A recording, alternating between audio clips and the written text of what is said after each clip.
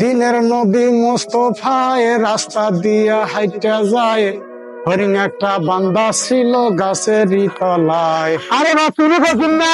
হ্যাঁ তুমি কেডা রে বা? ও যাবে মদন ফকিরের লাঠি। ও মদন ফকিরের নাতি। আমি তো ওর সাথে অনেকদিন আগে ভিক্ষা শাদী করছি রে বাবুরে। এখন তো শরীর অসল, দুই সময় কিছু দেখি না। তোমার দাদার কি অবস্থা? তারপর তোর দুনে দেখে না, দাদার পাত্র আমাকে দিয়ে আছে। দাদার পাত তুমি নিছাও? আচ্ছা বা তাহলে তোমার কামাই কেজি কিরম দাদা? বাপুরে কামাই কাজে দাদা, কামাই কাজে তো খুব একটা ভালো না। কামাই কাজে একদম নাই। আমি দোয়া কামনা কিছু বুঝি না, তো মানুষ আমাকে ভিক্ষা দেয় না। ও হো, তুমি তাহলে সুরে ফাতে পারো না? না তো না, আমি তো সুরা ফাতে জানি না। আমি তো সুরা ফাতে জানি নাই, যেহেতু আমাকে মানুষ ভিক্ষা খুব কম দেয়। আচ্ছা দাদা, তাহলে তোমাকে সুরে ফাতে শিখাই।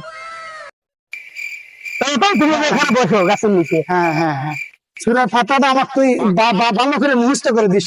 আচ্ছা, এখানে তুমি বসো। সুরা ফাতাটা আমাকে ভালো করে মুখস্থ। এখানে তবলাটা থোক। হ্যাঁ আচ্ছা, শুনলাম। লে শুরু কর, আল্লাহর নামে শুরু কর দেই। ইয়াকা নাবুদু ওয়া ইয়াকা নাস্তাইন।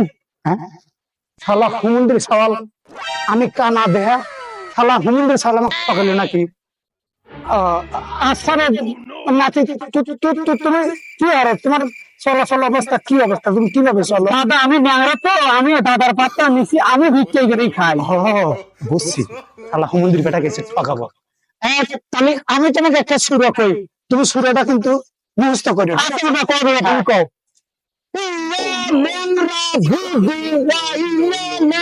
কানাস্তাইন। Oh, no, no.